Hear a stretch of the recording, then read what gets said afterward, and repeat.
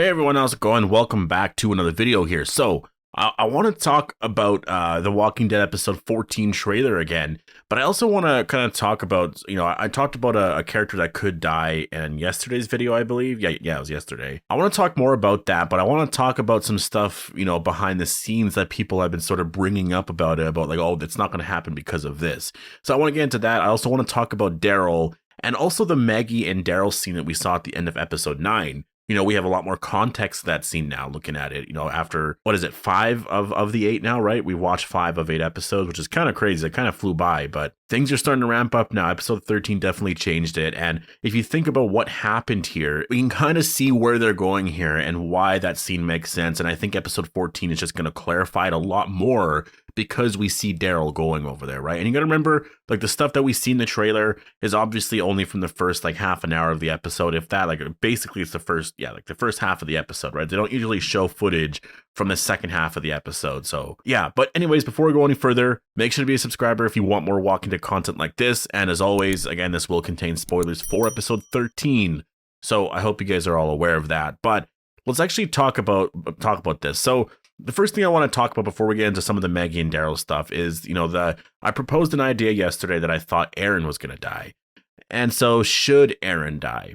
I think at this point, yeah, I think, you do have to kill off bigger characters. It's becoming a complaint right now. I know it's been a complaint for a while. The show doesn't kill off meaningful characters. The thing is, like, I would really disagree with that. I think, like, Jesus died in season 9. That was a really big death and a lot of people hated it. But back then I was like, no, this is actually really perfect. He was around for 3 seasons. People felt like it was too soon, but I'm like, no, that's when you kill characters off, is when it's a little bit too soon, when you're really starting to like this character, you want to see a lot more. This character is like at its peak, then you kill the character off, right? They've done that with Merle. They've done that with Herschel. Herschel, it's weird to think that he wasn't at his peak in season 2 or 3, but in season 4, he really stepped up to the plate, right? And he eventually died there. I can think of so many characters throughout the series. You think of even like Abraham, you think of Noah, Bob. I mean, the list goes on and on. There's Dale as well, although the actor wanted to leave there. Shane, I mean, it goes on and on, right? Like, you kill off characters when they're at their peak, I would say, in terms of where you're going with the story, and hopefully it makes a lot of sense. And usually there's a reason for that because you build up a lot of it beforehand, right? You give that character a lot more screen time. Like Sadiq in season 10, Sadiq was, he's not the biggest character, but he definitely was, he was known because of his introduction and, with Carl and stuff. So he got a lot of screen time and he started to become a really good character there in season 10, and then they killed him off. I still think Jesus's death there was a better example of it. Like, the character really started to come into his own, and it was a little late. Like, he should have been that character in season 7 and 8. So I do get all the complaints there, but killing him off was very shocking. And I look at the cast now and I'm like, well, who could you kill off that is starting to get that? And there's not a lot of characters, because I think a lot of these characters have hit their peak like a season or 2 ago. So I think that at this point, you just kind of have to choose, and you're just going to have to make it really emotional. And I think Aaron could be a character. You kill off Ezekiel, Gabriel, Rosita, Eugene. Any one of those characters to me is killable, and I feel like you should probably kill 2 of them off just because it is the final season, and I think it makes a lot of sense. I think you should, but then again, they have a lot of other plans. Like, that's the thing too. I'll say that, like, a lot of people want more deaths here in the final season, and I agree too. I think there should be more deaths, but just as soon as they do the spinoffs and they do the movies and stuff, that's where these characters are going to die. That's where Daryl can die, Negan, Maggie, or it's going to be completely original. There's nothing there that we're going to, like, literally, it's pretty crazy, but for as long as I've done videos on The Walking Dead, I've always had comic material to sort of base a lot of this off of, right? And with Fear, I mean, I guess I never really have, but it's actually, that's what made Fear season 6 so enjoyable. I had no idea where they were going, and they kill a character like John off, and I was completely stunned. I couldn't believe that they did that. That was a perfect death at the perfect moment. People were so sad that he was gone. He's one of the best characters on that show. And yeah, I think it was the perfect moment to do that. And I think that in the movies and the spinoffs and stuff, we're going to start to see these characters dying. And it's going to be shocking. It's going to be sad, but I think it's time, right? And that's why I come back to the whole thing here. Like, should Aaron die? And that's why I think, yeah, I know a lot of people are going to be upset about it, but it's time. I do think that they've been holding off on killing off characters for too long. I know Alden just died. but he wasn't the biggest character. He was a recognizable face. He got a lot of screen time, but he never really got that big of a role, to be honest. Like, he's very recognizable, very likable, it's just, yeah, that was a really sad death, and they killed off a lot of other people earlier this season, but they're a bunch of no-names. Like, they literally just introduced them. So I think at this point here, they have to kill somebody off, and as of now, I really do believe it's Aaron, which is going to segue into the next part here, which is a lot of people say, well, no, because Ross Marquand was supposed to be at some event, but he had to cancel it due to filming. The thing is, if he canceled it due to filming, say the final episode or something like that, that kind of makes no sense to me, because why even book that event if why even book it if you know you're going to be filming? Like, that just makes no sense. So to me, I look at that as, well, if anything, maybe something popped up where he's going to play a different role here in the very last episode, and maybe that's why he originally booked this, because he's had time off for quite a while, right? I mean, it's possible he just hasn't really been in the episodes. Maybe he thought he wouldn't be in the last episode, but I think that's kind of crazy. You're going to assume that Aaron's going to be in the last episode. So, I look at that and I'm like, there's also another part to it. Like, they can easily fake it all, right? Like, the actors might have it in their contract here for the final season that you got to stay in the area, because if you don't stay in this area, like, people are going to start to notice this stuff, and so I think that it's sort of one of those things that, especially because it is the final season, I know they haven't been great at keeping spoilers away from people.